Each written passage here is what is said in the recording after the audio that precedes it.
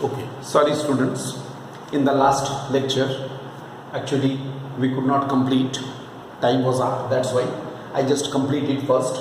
Here look what we are doing.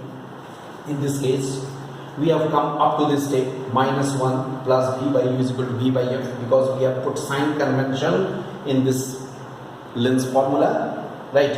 V and u all were negative, you can see the previous diagram, and ultimately we have multiplied both sides by v, so -1 plus v by u is equal to v by f, and you know v by u is equal to 1 plus v by f, you know 1 plus v by f, v by u from here it is equal to capital F, the magnifying power, so capital M is equal to 1 plus d by f.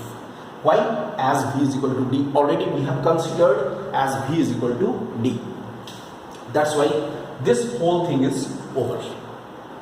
I think all of you have understood it. 1 m is equal to, that is the final expression, we are here, right? At this point, it's alright. This is about the previous discussion. Now we are moving to our next discussion. What is the next discussion? That is when the final image is formed at infinity. Now we have to consider the final image at infinity. That is also called normal adjustment. How it can be achieved? You know, here this is the lens of focal length f as usual. This is the focus.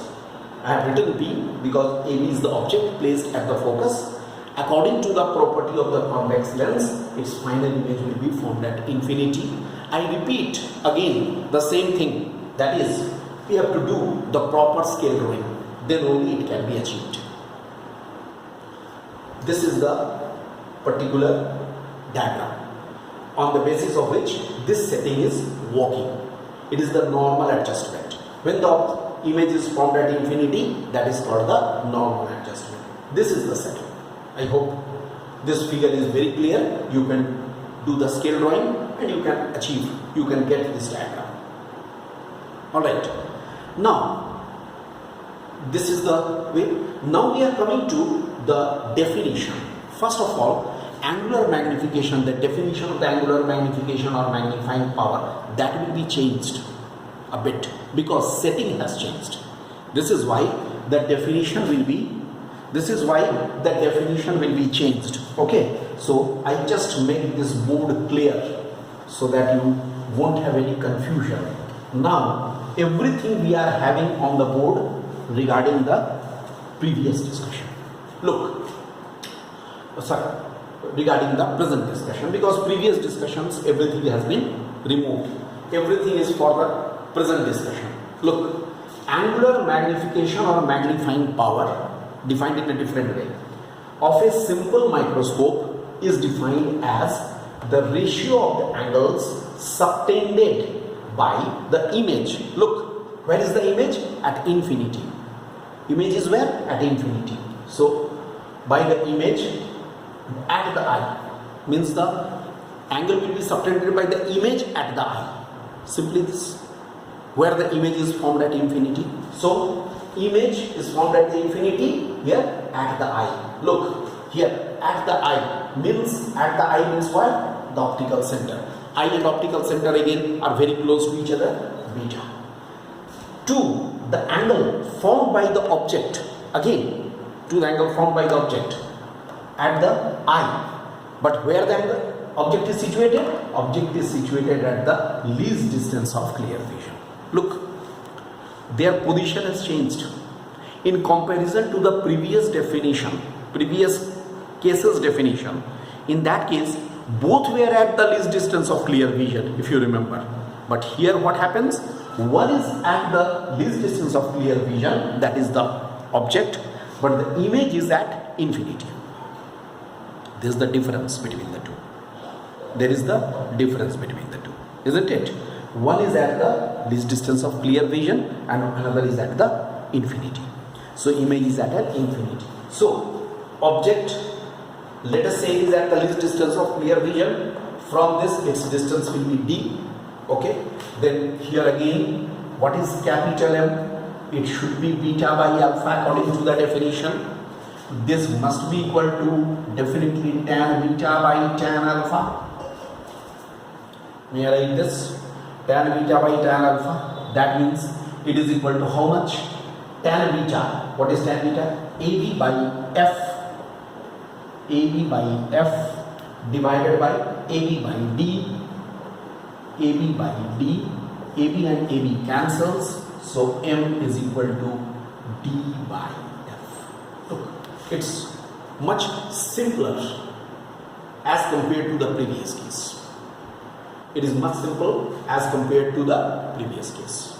So as compared to the previous case, it is a bit simple thing. Here we are getting in this way.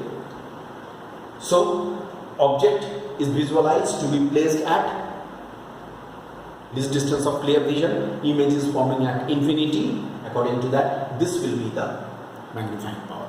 That means what we are getting, magnifying power in case of the normal adjustment is this, and in case of the clear vision which we have just now discussed is this. These two are the magnifying powers. Alright? Right. In both the settings we have found out the magnifying power. Alright. If we see at both of these expressions, if we discuss both of these expressions, what we conclude?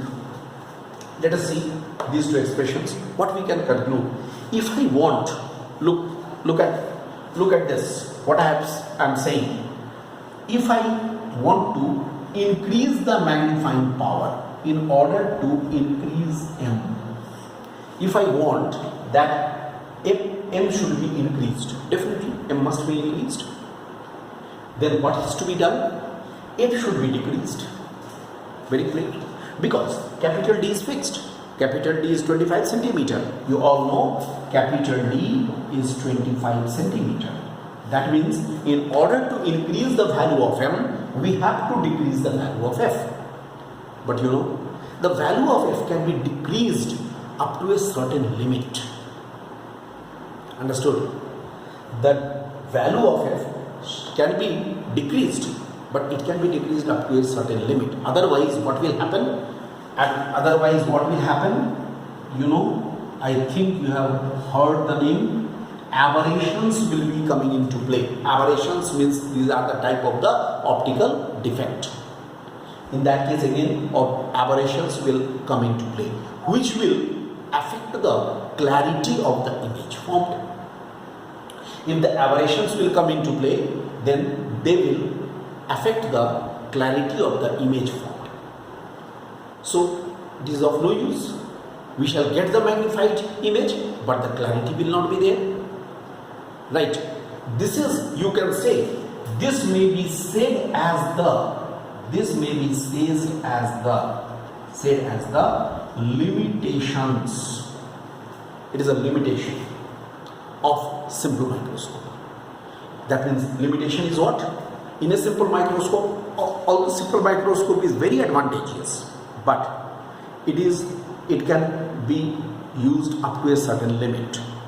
Focal length can be decreased up to a certain limit. We cannot go below that limit. It cannot be decreased below a certain limit. Otherwise, aberrations or optical defects will come into play, which will destroy the clarity of the image. Hope you understand. Alright, this is why what to do to remove this defect. If I want to remove this defect, okay, what I have to do? I have to use another microscope. Alright, that is known as a very important type of the microscope, that is known as the compound microscope. You know, compound microscope is such a microscope in which the limitation of this simple microscope can be overcome. How it will be overcome? We shall use two lenses instead of one lens in this. Instead of one lens in the simple microscope, we shall use two lenses in a compound microscope. Alright, so in the next lecture, we shall discuss compound microscope. Right, so this is all about, in these two lectures, we have discussed everything regarding the simple microscope in both the settings.